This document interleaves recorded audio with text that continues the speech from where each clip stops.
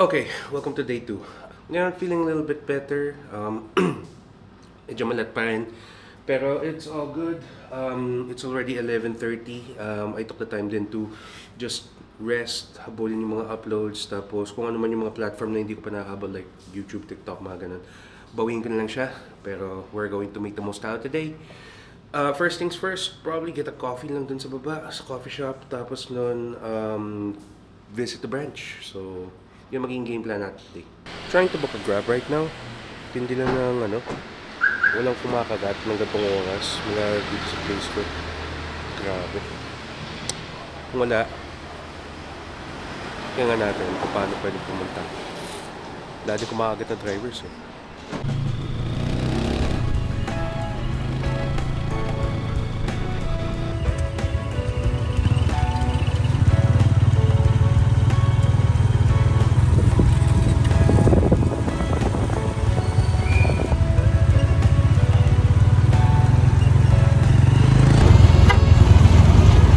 Right na. So, it's actually a pretty good way to see the city. Yung presyo nga lang niya, hindi na yun sa bike sa Grab. That's all good.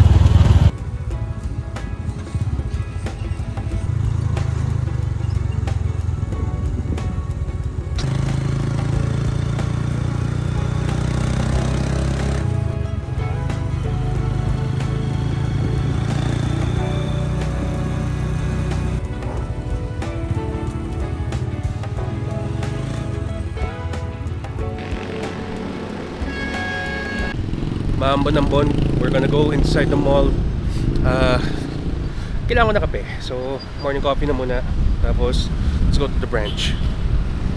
I think 11:45 pa lang eh, so I still got a little bit of time. Change costume na dun sa banyo, nakakatawa no. Maski kahit dito sa Legazpi, ang kulto ng DIY latte ay buhay. So it's all good, it's all good. Taking the time din to prepare kasi pagdating dun sa branch diretsong fan meet kung may mga pumunta, tapos set up na rin ng video kasi until mamaya ang gagawin lang na kasi natin is do the store challenge, hit a couple of food spots, pagkatapos nun pay bumili na pasalubong kung meron akong mapagbibilhan, and I think I have to sana kung bukas sila tayo ko pumunta ng Jollycod. Nakita ko siya kay Kulas, nakita ko siya kay nakita ko din siya sa social media when I was doing my research, so hindi ako pwedeng umalis na hindi ako nakapunta doon. Okay, so tapos na sa kape. Parang napasok nga ako eh, nagdanam yung dila ako, tapos nag-jitter ako ngayon because of the caffeine, so oh yan, I need the adrenaline pagdating natin doon sa taas. So ngayon, hanap tayo ng escalator. An escalator that works.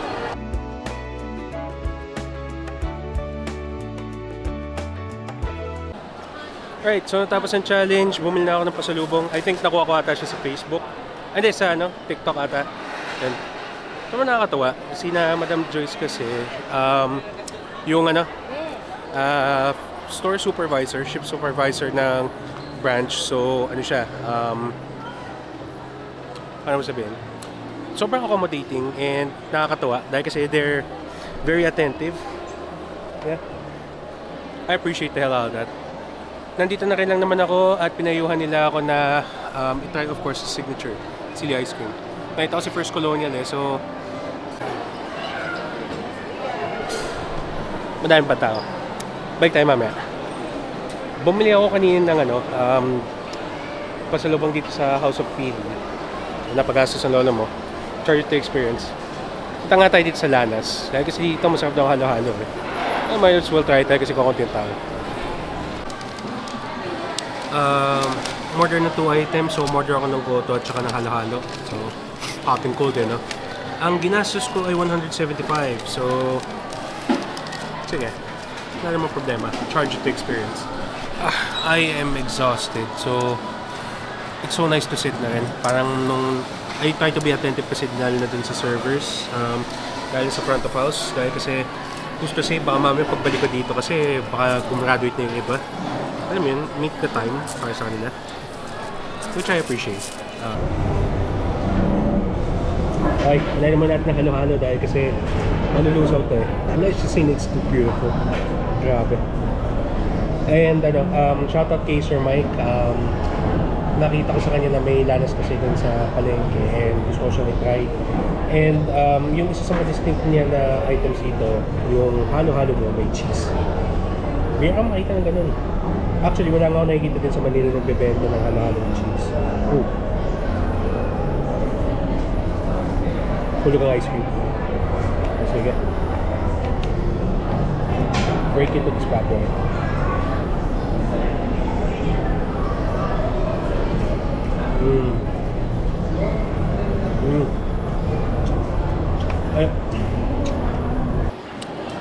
I emphasize na ganun ka sarap dahil kasi ang init eh.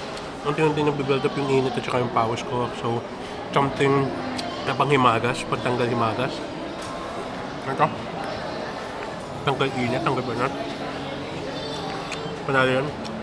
Sarap na halala. Goto. Lugaw. Lugaw Especial. So, this is 85 pesos. If I'm not mistaken. 85 pesos siya. Excuse me.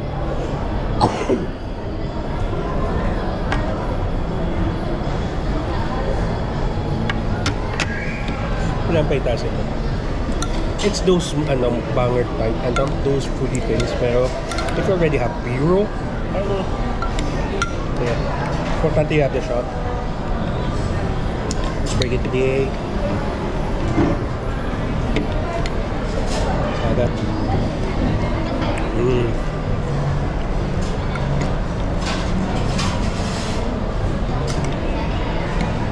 Can't go wrong with Goto. It has those elements eh. You have the spicy, and you have the crunchiness. Chicharon. Tapos you also have some of the pork meat served with lugaw tsaka boiled egg.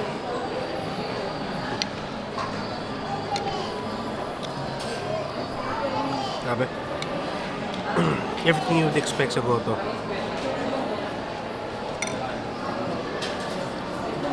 Anyways, pusin ko muna ito, balik ko kayo.